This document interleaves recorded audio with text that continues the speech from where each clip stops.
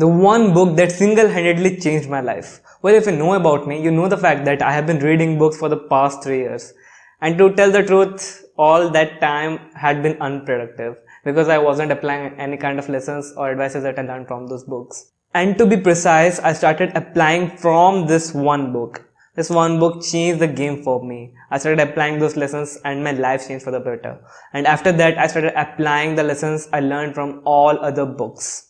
So application become like a number one priority for me after I read that book. So the name of that book is No More Mr. Nice Guy by Dr. Robert Glover. It is a book where the author talks about a syndrome called as the nice guy syndrome. In this kind of psychological disorder, the person believes that if they are being nice to everyone, then they will get everything in their life. They believe the only single thing that is like the most beautiful thing about them is them being nice. But the truth is, the niceness is really fake. The niceness comes from a place called as seeking validation. And the truth is, everyone seeks validation. Be it a man, be it a woman, be it everyone. Everyone seeks validation. Everyone seeks love. Everyone wants love in their life. So the thing is, people tell, like, this is a common notion that if you behave nice with people, if you like give them what they want, if you just agree with them, if they tell that 2 plus 2 is equal to 5, then if you agree with them, then they will like you. But no, that's not how the world works. If you are being inauthentic, that kind of thing is visible to the other person, because most of our communications is inverbal. Like, we don't express much of our feelings, much of our opinions with our words. We express them through our behaviors.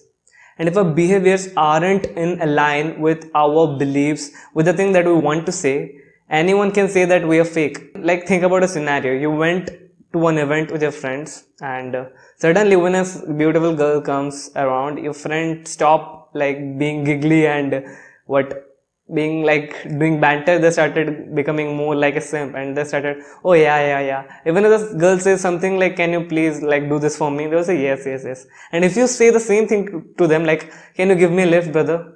No brother, I can't, I don't have petrol. But if the same girl tells them to, can you give me a lift, they'll say yes, why not? These are the kind of guys Robert Glover talks about in this book. And in this book, he properly describes like why this behavior originates. He tells that it originates from a bad childhood where they are not being treated with love, where they're not being given the love that they wanted. So when they become adult, they kind of think that if they disagree with someone, if they be their true self, like so what they truly believe, so tell what they really think, then people are not going to like them. And that is the truth. Like, there will be some people who will not like them, but most of the people will like you for authenticness. Authenticness is what like attracts people. It is a single thing that is really attractive about every person. Like, if they're being authentic about what they believe in, if they're being authentic about what they're saying, if they're authentic about they're authentic that they don't disagree with you, then it is completely fine. Disagreeing with someone is completely fine. Calling out someone on the mistake is completely fine. If you always behave nice, if you always like to get there in the positive zone, they might respect you. They might respect you for that. They might respect you that you behave good with them. But they will know for a fact that you are not like authentic with yourself. You don't tell the truth to them, and that will not create a like true bond with them.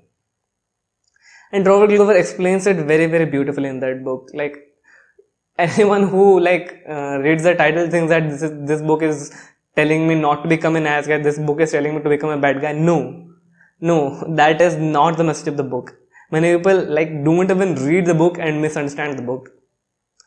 Like the complete, jargon of judging the book by its cover.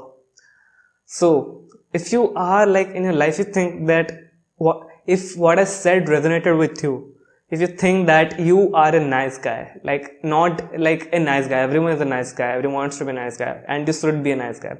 But the psychological term that the author mentioned in the book, the nice guy syndrome, if you think you seek validation from people, if you think you become inauthentic and can't express what you really want to tell, if you think that people are going to judge you for being your real self, if you think that people are going to judge you for asking for what you want, then you should definitely read this book. This book changed my life and made me a lot more like emotionally resilient.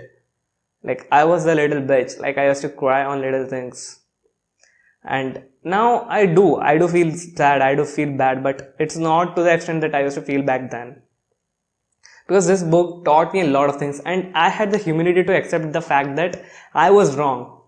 Like if I didn't had the humility to fact that yes, what he's talking about is not me. I'm not that kind of guy. I'm not like trying to impress people by being agreeable with them. I'm not trying to impress people by being like inauthentic with them.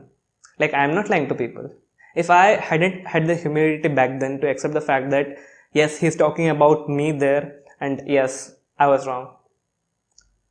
And if I didn't had that humility back then I wouldn't be here. I wouldn't like be a good place right now. Like I'm a very, very good place at my physical health and my mental health.